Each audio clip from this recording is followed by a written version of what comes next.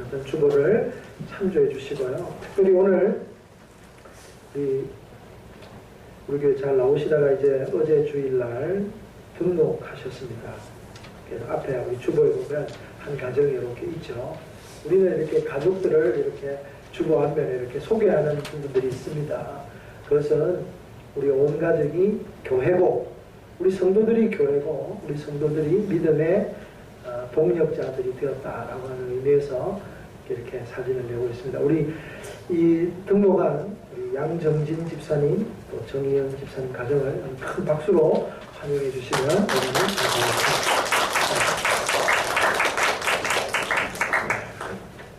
오늘 저는 이 말씀을 통해서 요한의 찬양과 감사라는 제목으로 말씀을 나누려고 합니다.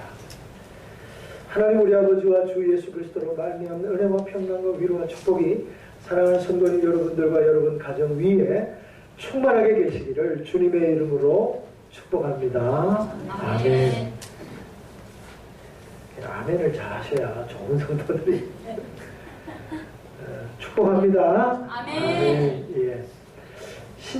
구약 성경 시편에 보면 셀라라는 말이 나옵니다. 우리가 시편 읽다가 셀라가 나오는데 어떤 분은 셀라까지 읽기도 하고요. 어떤 분은 셀라는 안 읽어요. 왜 안 읽느냐? 저 같은 경우에는 셀라는 읽는 게 아니에요. 이거는 셀라는 할렐루야라든지 뭐 이런 식의 감탄사가 아니고요. 이 셀라는 시편이라고 하는 악보에 붙어있는 악보의 표시예요. 뜻이 뭐냐 하면 소리를 높여라, 음을 높여라 이런 뜻입니다. 그래서 이게 무슨 표시인지 정확하게 알려져 있지는 않습니다만 그 부분에 이르면 그냥 넘어가지 말고 음을 높여서 소리를 높여서 감동 있게 노래하라는 표시다라고 알려져 있습니다. 오늘 요한은 자기 본 것을 전달해야 될 처지에 있습니다. 그러나 자기가 본 것이 너무나 엄청나고 너무나 감격스럽고 너무나 기뻐서 그 감당할 수 없는 마음, 그 감정을 다 추스리지 못하고 그 격정에 사로잡혀서 찬양하고 있는 본문이 오늘 우리가 읽은 본문입니다. 고난받던 성도가 하나님의 은혜를 경험하면 그 장엄한 하나님의 구원의 신비를 목도하면서 터져나오는 찬양을 드리듯 요한은 그야말로 터져나오는 찬양을, 터져나오는 감정을 주체하지 못해서 하나님께 찬양과 경배를 올려드리고 있는 것입니다. 오늘 이 요한의 찬양을 이해하려면 요한의 상황이 되어져 봐야 되는 거예요. 요한의 상황이 어떻습니까? 요한은 지금 반모섬에 혼자 유배가 있는 상황입니다. 유배를 갔으면 지금 그냥 유배 간 게 아니라 원래 요한이 복음을 전하다가 굉장히 어려움을 많이 당했고 고난을 많이 당했고 감옥에 갇혔어요. 감옥에 갇혀도 믿음을 버리지 않으니까 이 사람들이 나이가 너무 많으니까 죽이기도 그렇고 그래서 이 사람을 더 괴롭히고 요한은 그 당시에 또 어떤 의미로 초대교회에 유일하게 남은 사도예요. 그러니까 요한이 넘어지면 교회 전체가 넘어질 수 있는 거예요. 그러니까 이 로마 제국이 요한을 굉장히 집요하게 괴롭힐 수밖에 없는 거예요. 근데 감옥에 가두어도 끄떡도 안 하니까 그러면 이 사람을 어떻게 하면 더 괴롭힐 수 있을까? 최고로 많이 괴롭히는 방법이 바로 반모섬에 보내는 거예요. 유배를 보내는 거죠. 여기는 중죄인들만 가는 것이에요. 무인도예요. 아무도 없는 곳에 보내지는 거야. 옛날에 빠삐용이라는 영화를 보니까 빠삐용이 맨날 도망가다가 잡혀와요. 잡혀오면 일반 감옥에 갇히는 게 아니고 어디에 갇히죠? 독방에 갇히는 거예요. 독방에 갇히면 사람이 좀 한 반쯤 정신이 나가요. 아니면 독방에 갇힌 지 오래되면 거의 정신분열증이 걸릴 정도로 굉장히 힘들게 만드는 거예요. 독방에만 가두는 것이 아니라 빛도 차단하고 음식의 양도 줄이고 뭐 그런 식으로 해서 굉장히 괴롭히는 거예요. 중벌. 그러니까 감옥에서도 징계를 줄 때 독방에 보내요. 근데 독방보다 무서운 게 뭐예요? 그야말로 아무도 없는 절의 고도에 혼자 내어버려주는 거예요. 얼마나 어렵겠습니까? 절망 중에 절망을 맛보고 있는 사도 요한이라는 거예요. 여러분, 감옥에 있을 때는 면회가 가능하잖아요. 감옥에 있을 때는 아무리 힘들어도 성도들이 찾아와서 면회하고 위로하고, 그러니까 힘들어도 힘을 얻는 거예요. 그러다가 홀로 뚝 떨어져가지고 아무에게도 위로를 받지 못하면, 하나님의 사람이라고 해서 하나님의 위로를만 받는 게 아니에요. 사람들이 주는 위로도 얼마나 좋은지 모르잖아요.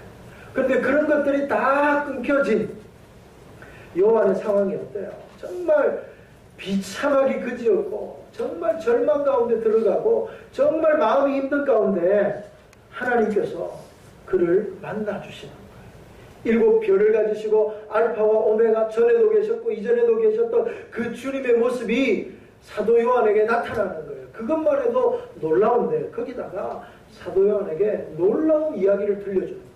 장차 되어질 일들에 대해 들려주는 거예요. 그 장차 되어질 일들을 가만히 들어보면 최종적으로 교회가 승리하고 하나님의 나라가 승리하고 로마 제국을 위시한 교회를 핍박하는 모든 악의 세력들은 다 무너져 내리고 하나님의 은혜 가운데 세워져 가며 하나님의 은혜 가운데 온전하게 되어지는 것들을 사도 요한이 목도하는 거예요. 계시로 보는 거죠. 그러니까 감당할 수 없는 기쁨이 터져 나오는 거예요. 거기에서 나오는 게 찬양이라는 거예요.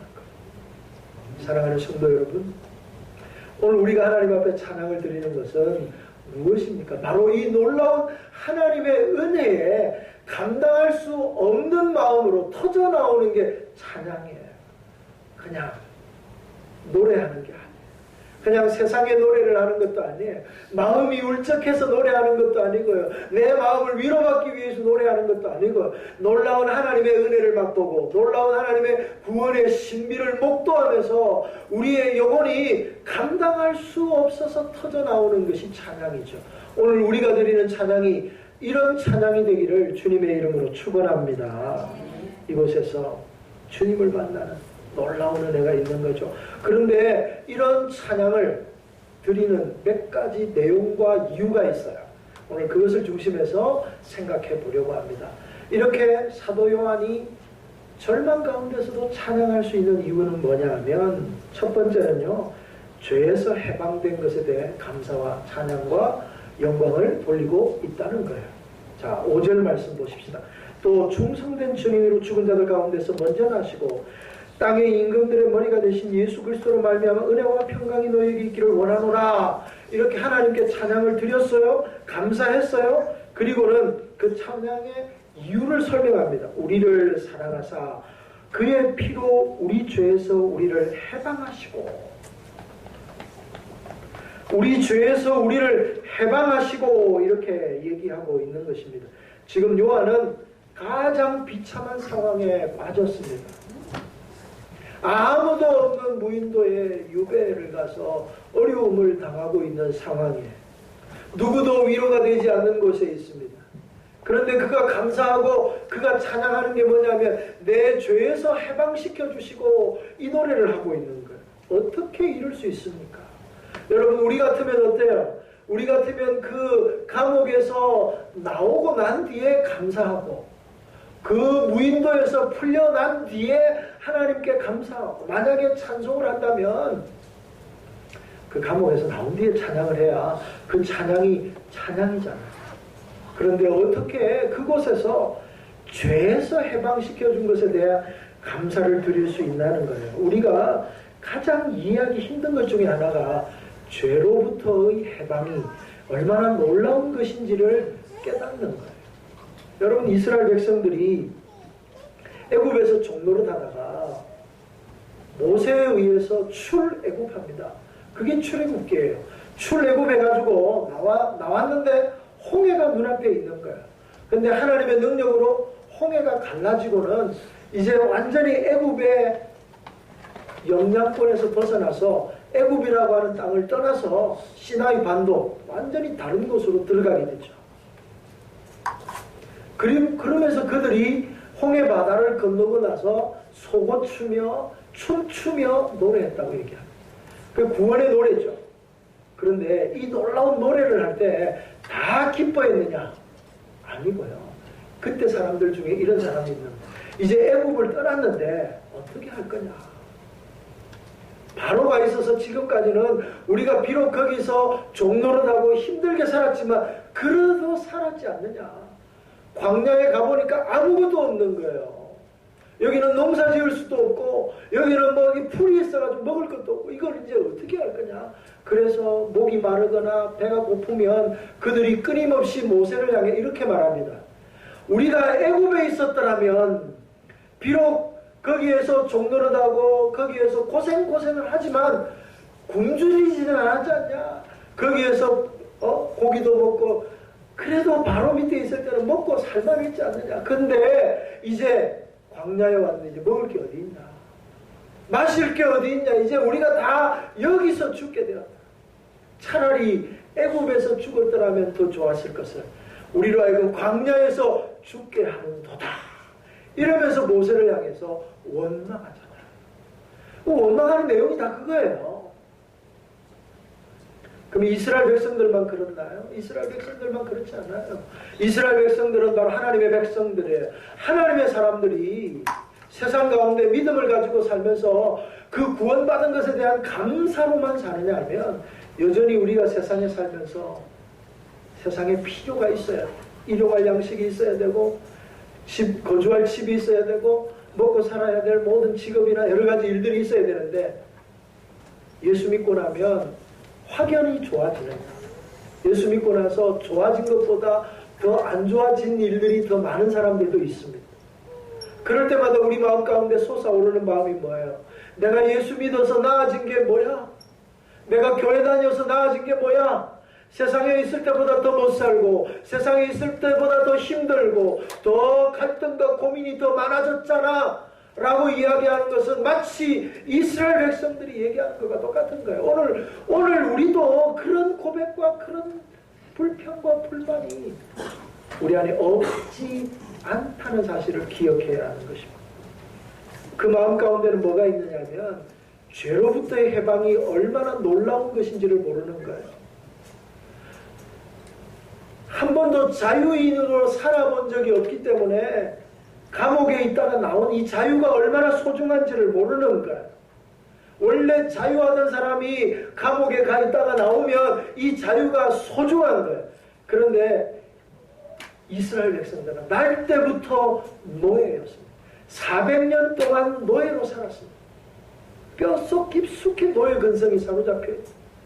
그러니까 이 광야에 와서 비록 힘들고 어렵지만 저 세상에 있을 때, 저 애굽에 있을 때는 살만했지 않냐 이렇게 얘기합니다.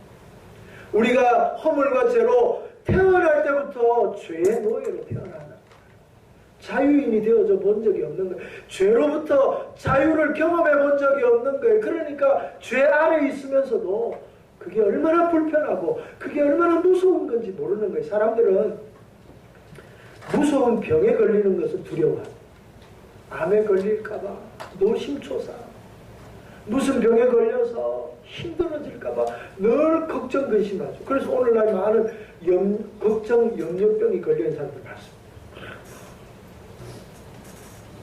또한 사회적으로 낙오되고 인정받지 못하는 것도 두려워합니다. 사회적으로 낙오가 될까봐 두려워하고 사람들에게 인정받지 못할까봐 두려워하고 잠시 잠깐 삐끗하면 이제 낭떠러지져서 다시는 회복할 수 없는 삶의 절벽 가운데 살면서 내가 떨어지면 어떻게 할까라고 하는 위기의식 가운데 늘 바둥바둥하며 살아가는 현대인들이잖아요. 그런 건 두려워해요. 그런데 하나님과의 관계가 회복되지 못하는 것은 별로 두려워하지 않습니다. 하나님과 멀어지는 것에 대해서는 별로 두려워하지 않습니다. 죄가 얼마나 무서운 것인지 잘 모르는 거예요. 그러나 성경을 읽어보세요. 창세기부터 요한계시록까지 계속해서 끊임없이 얘기하는 게 뭐냐면 죄는 무서운 것이고 죄는 치명적인 것이고 죄 때문에 우리가 하나님으로부터 멀어지고 죄 때문에 하나님과의 관계가 왜곡되어지고 죄 때문에 모든 것이 왜곡되어졌다고 말하고 있는 거예요. 죄 때문에 우리 안에 병이 들어오고 죄 때문에 우리 안에 관계가 깨어지고 죄 때문에 모든 것들이 이그러지고 왜곡되어짐으로써 사람들이 고통을 받는 것인 거예요. 사랑하는 성도 여러분, 죄 문제가 해결이 되면 죄의 문제를 해결하면 우리를 고통스럽게 하는 모든 문제들이 회복되게 될 줄로 믿습니다. 근데 그걸 모르는 거죠. 근데 왜 모르냐면 하나님을 안 믿어도, 하나님을 떠나도 장사가 잘 돼요. 하나님 없이도 장사가 잘 돼요. 하나님 없이도 해는 어김없이 내일 떠올라요. 하나님 없이도 이 세상을 살아가는데 하등 어려움이 하나도 없어요. 그러니까 하나님을 안 섬기죠. 안 믿죠. 하나님과 관계가 좀 멀어지고 소원해져도 심각성을 못 느끼는 거예요. 그것이 오늘 우리의 문제라는 거예요. 그런데 이렇게 하나님의 은혜가 소중한지 모르고 살다가 죄 용서함이, 사죄의 은총이 얼마나 크고 놀라운 것인지를 잘 모르고 살다가 하나님의 은혜를 경험하는 거예요. 성령의 기름 붓는 은혜를 경험하는 거예요. 주님을 인격적으로 만나는 거예요. 그러면서 인생이 뒤집어지고 삶이 뒤집어지면서 하나님 외에는 이 세상에 보증이 없고 하나님 외에는 아무것도 없다는 은혜 가운데 들어가게 되면 하나님의 은혜가 얼마나 소중한지를 깨닫게 됩니다. 하나님의 은혜를 깨닫게 되어지면 하나님의 사랑이 날마다 부어지고 감당할 수 없는 일방적인 사랑이, 말로 설명할 수 없는 그 놀라운 사랑이 우리의 전 인격 속에 부어지는 것들을 경험하게 되면 다시는 그 옛날의 삶으로 돌아가고 싶은 마음이 안 드는 거예요. 그러면서 이 사죄의 은총이 얼마나 큰지, 내가 주 예수 그리스도로 말미암아 거듭나고 예수 그리스도로 말미암아 죄사함 받고 예수 그리스도로 말미암아 하나님의 백성이 된 것이 얼마나 감사한 것인지를 깨닫게 되는 거예요. 거기에서 찬양이 터져나와요. 여러분, 세상의 노래와 찬양과 다른 이유가 여기 있는 거예요. 세상의 노래는 나의 감정을 얘기하는 거예요. 내가 마음이 울적해지면 울적한 노래가 부르고 싶고요. 내가 마음이 기쁘면 내가 기쁜 노래를 부르고 싶은 거예요. 찬양은 내 감정과는 상관없이 나를 저 영원한 사망 가운데서, 저 영원한 저주 가운데서 건지신 하나님의 은혜를 경험하고 나니까 이 세상의 것이 아무것도 아니고 하나님 주신 이 놀라운 것들을 경험하면서 정말 감당할 수 없는 마음의 상태. 그래서 터져나오는 게 찬양이에요. 찬양은 터지는 거예요. 사랑하는 성도 여러분, 오늘 우리의 예배가, 우리의 찬양이, 우리의 경배가 오직 하나님께만 올려지는, 하나님을 향해 터져지는 찬양이 되기를 주의 이름으로 축원합니다.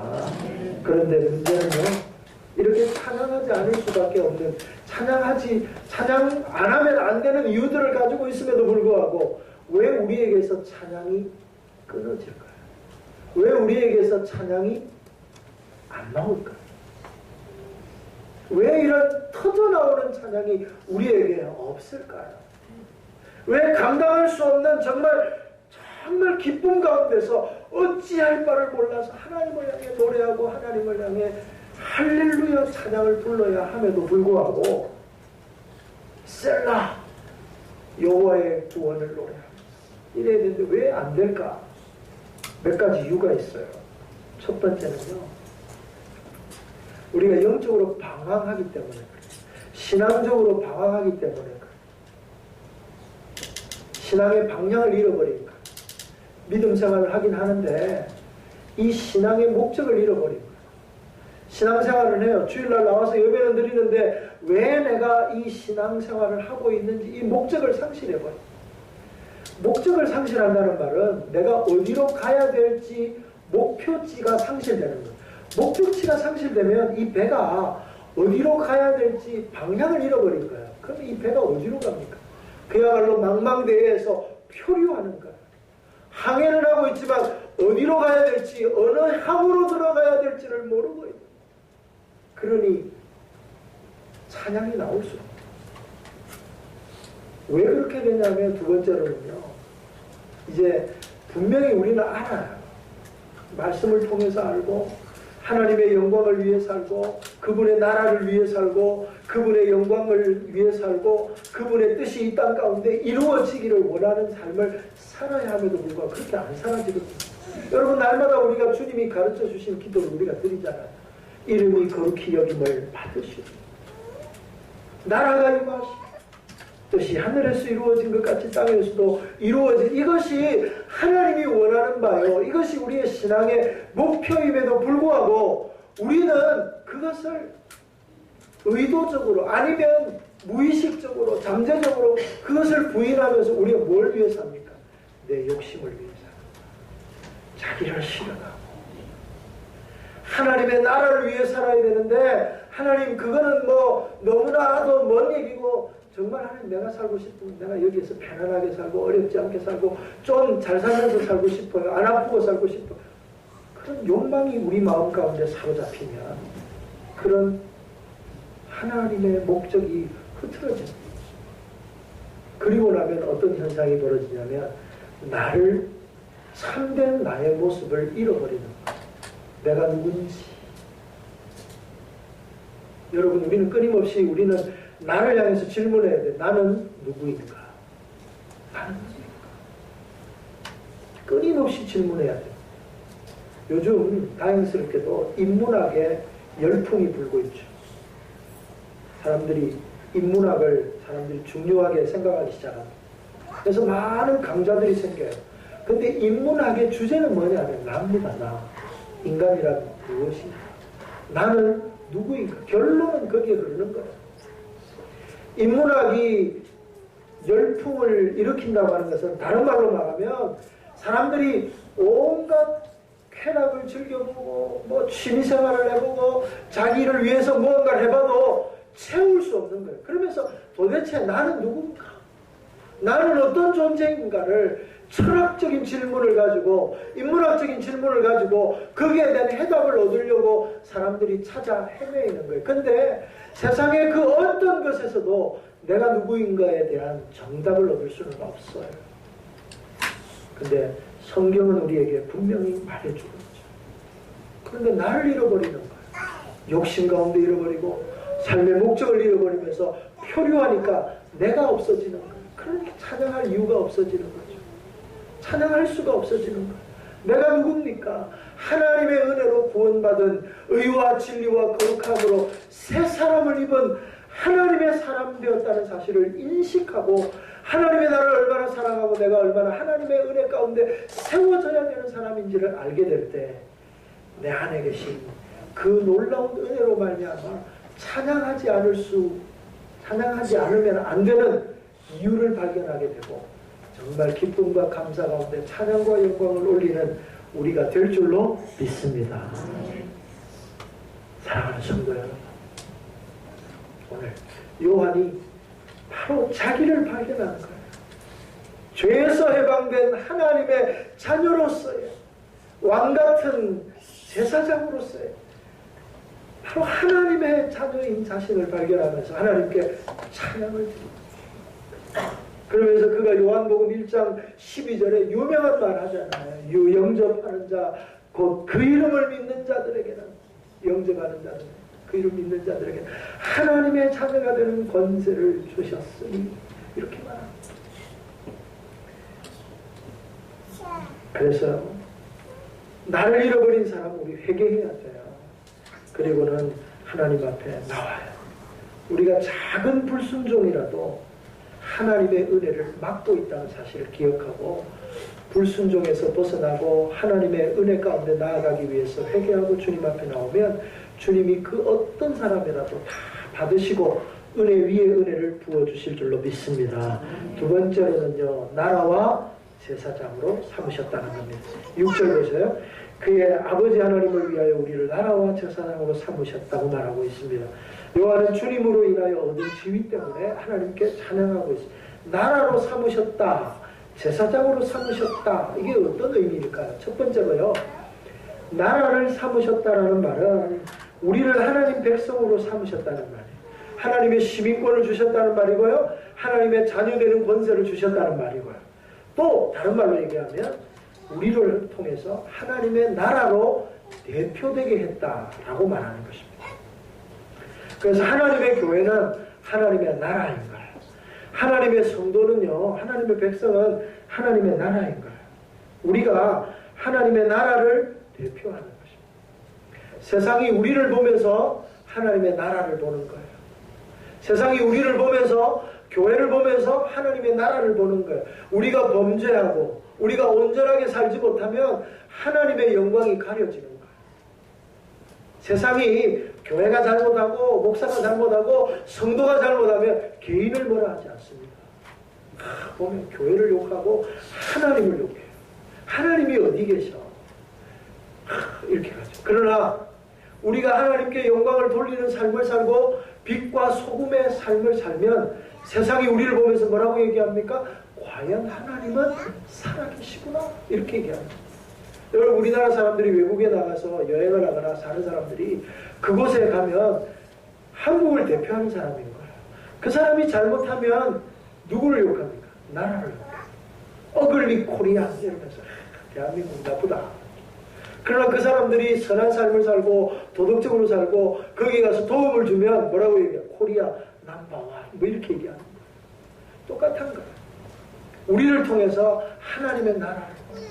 그래서 성도들은 세상에 나가서 정말 빛과 소금으로 살아야 되는 거예요. 소금이 만일 그 맛을 잃으면 밟힐 뿐인 거예요. 빛을 동경 위에 두나니 빛은 모든 사람에게 비추어지게 되는 거예요. 내가 원하든 원치 않든 세상은 우리를 보면서 하나님의 나라를 본다는 것입니다. 두 번째, 제사장을 삼는다라는 말은 뭘까? 제사장은 하나님을 섬기는 직분을 말하는 거야. 근데 제사장은 직분인데 직분은 뭐냐 하면 직분은 면류관이 아니에요. 직분은 뭐 어떤 감투를 쓰는 게 아니에요. 제사장을 삼으셨다 해서 우리가 감투를 쓰거나 면류관을 쓰는 게 아니고 하나님이 우리에게 그런 직분, 사역을 주셨다는 거예요. 무슨 말입니까? 제사장이 뭐 하는 사람입니까? 백성들의 죄를, 백성들이 제사를 드려야 되는데 다이렉트로 못 나가니까 제사장이 대신해서 백성의 죄를 사해달라고 백성들의 제사를 대신 드려주는 사람이 제사장이에요. 그래서 제물을 가지고 나아가면 제사장이 그 제물을 잡아가지고 하나님 앞에 올려서 누구누구가 이렇게 죄를 지었으니까 용서해 주십시오라고 제사를 드려주는 사람이 제사장이에요. 한마디로 뭐냐 하면 제사장은 은혜의 통로가 되는 거예요. 사랑하는 성도 여러분, 하나님이 우리를 제사장 삼으셨다는 것은 우리를 통해 세상을 은혜의 통로로 삼으셨다는 거예요. 세상이 우리 때문에 복을 받고 우리 때문에 하나님의 은혜를 입게 될 줄로 믿습니다. 교회를 통하지 않고서는 하나님께로 나아갈 사람이 아무도 없어요. 아멘이세요? 교회를 통해서 하나님의 구원이 선포되는 거예요. 교회를 통해 교회가 은혜의 통로인 거예요. 여러분, 세상이 복을 받는다는 의미가 뭡니까? 세상이 우리 때문에 부자가 된다 이런 개념이 아니에요. 우리는 복 이러면 자본주의 사회에서는 부자 이렇게 되는데 성경은요 복을 부자라고 얘기하지 않아요. 성경이 말하는 복은 하늘의 신령한 복을 말하는 심령이 가난한 자는 복이 있나니 천국을 소유한 것이 제일 큰 복이 뭐냐 하면 천국을 소유하는 복이죠. 그러면 세상이 우리를 통해 복을 받는 거예요. 우리를 통해 복을 받는다는 말이 뭐예요? 우리가 그들을 위해 기도하지 않으면 그들에게 복이 임하지 않는 거예요. 우리가 그들에게 전도하지 않으면 하나님의 은혜가 그들에게 갈 수가 없는 거예요. 그래서 전도는요 의무가 아니고 특권이에요. 교회가 성도가 전하지 않으면 전하는 자가 없는데 어찌 들으리요? 아름답도다 전하는 자들의 발이요. 전하는 거예요. 우리가 은혜의 통로가 되어서 우리를 통해 복음이 증거되고 우리를 통해 하나님의 말씀이 증거되고 우리를 통해 하나님의 사랑이 증거될 때 그 사람들이 복을 받고 은혜를 받고 세임을 얻게 될 줄로 믿습니다. 사랑하는 성도 여러분, 그래서 교회는 이 세상을 축복할 권한을 가지고 있습니다. 교회가 이 세상을 축복해 줘야 되는 겁니다. 교회가 이 세상을 저주하면 이 세상이 더 이상 복받을 길이 없는 거예요. 그래서 교회는 이 세상의 죄를 하나님께서 불쌍히 여겨주시도록 기도하고 그들의 죄를 하나님 앞에 올려드리면서 그들을 하나님 앞에 인도해야 될 의무와 책임과 권리를 가지고 있는 것이 교회라는 거예요. 그게 바로 제사장이라는 것입니다. 마지막으로 제사장은요 죄와 싸우는 자들이라. 누군가 죄를 가지고 가정에 들어오면 그 죄를 싸워야 돼요. 우리 안에 들어오는, 가정에 들어오는 죄를 차단시켜야죠. 나라에 죄를 가지고 오면 그게 죄라고 얘기하고 그 죄가 우리나라에 들어오지 못하도록 차단해야 돼요. 그게 제사장이 하는 거예요. 우리 사회에 죄가 물밀듯 들어오면 그 죄에 대해 대항하고 그 죄를 막아내는 게 제사장이 하는 일이라는 것입니다. 여러분, 제사장은 어느 지파 사람들이냐면 레위 지파 사람들이. 레위 지파 사람들이 제사장 지파가 된 이유가 뭔지 아세요?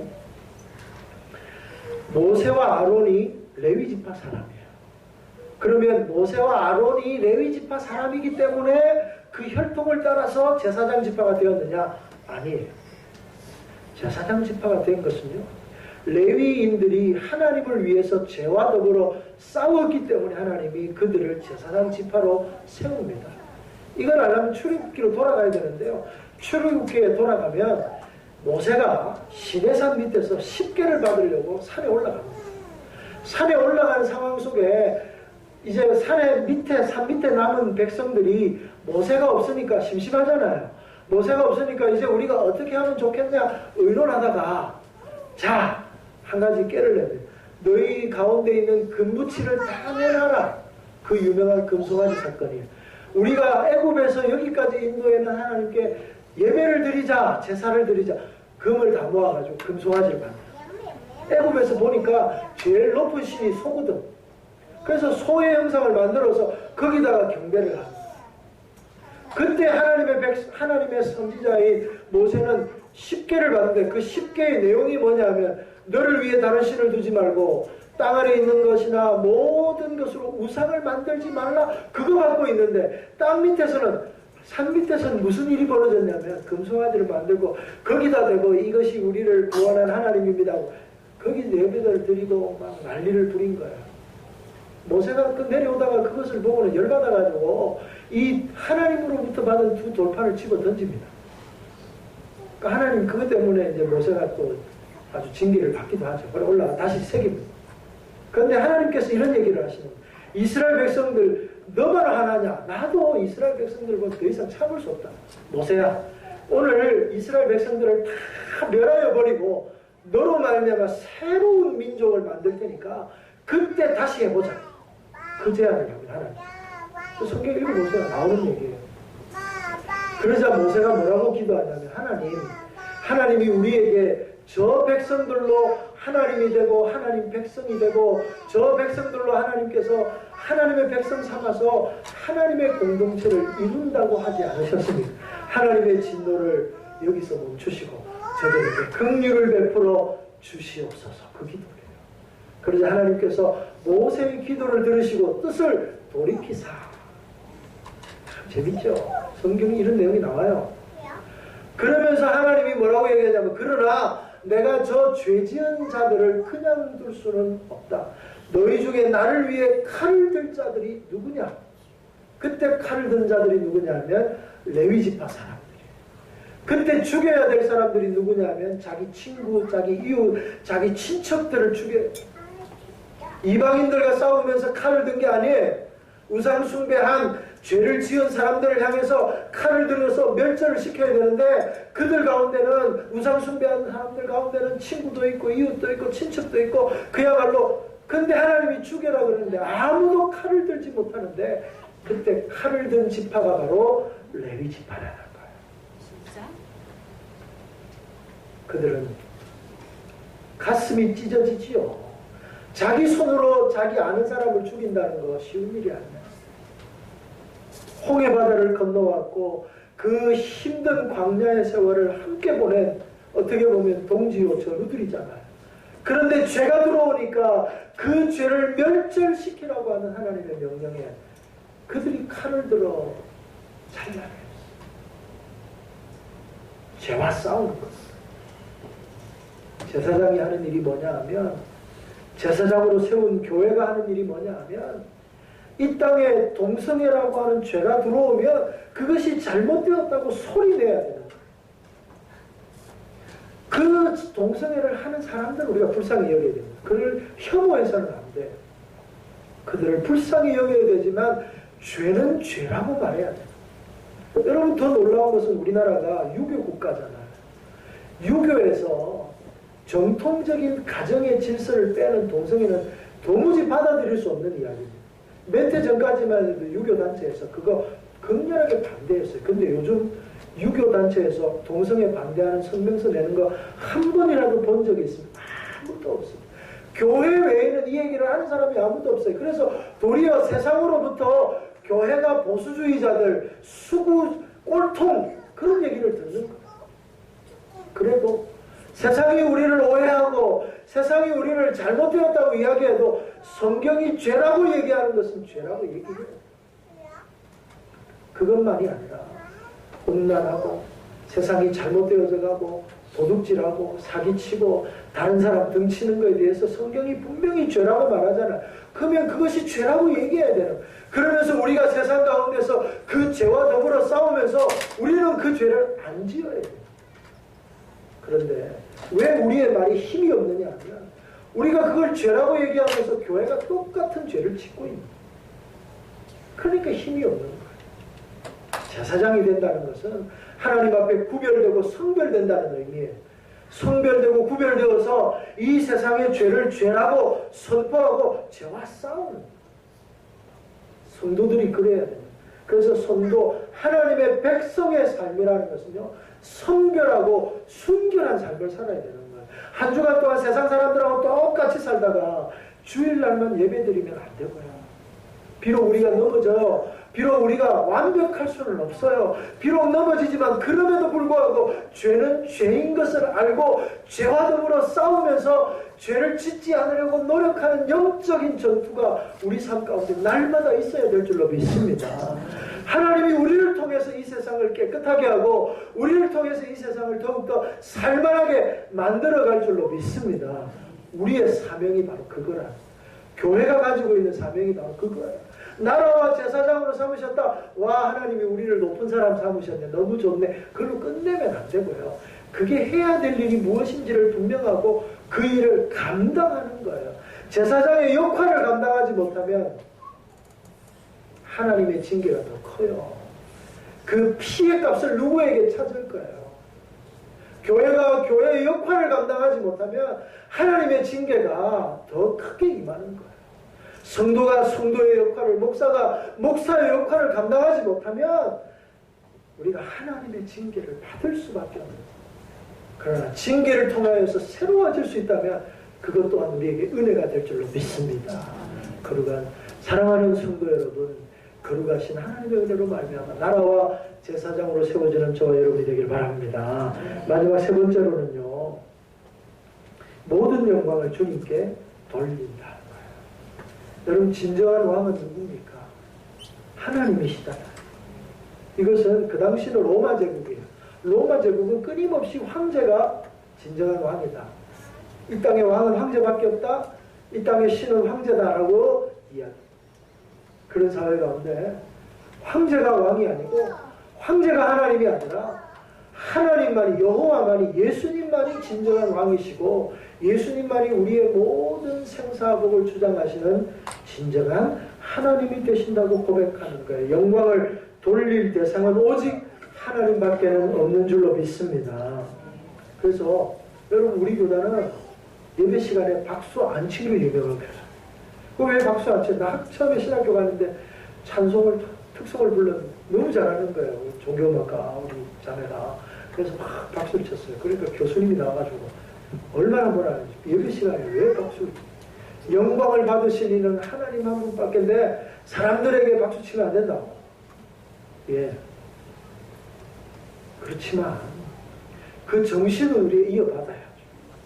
여러분, 그 정신이 뭐냐면 영광을 받으실 분은 육체를 가진 이는 사람의 영광을 받으면 안 돼요. 오직 영광은 하나님께만 돌려져야 될 줄로 믿습니다. 우리가 박수치는 이유는 그 사람의 영광을 돌리는 게 아니고 수고했다고. 격려의 박수지 영광의 박수가 아니에요.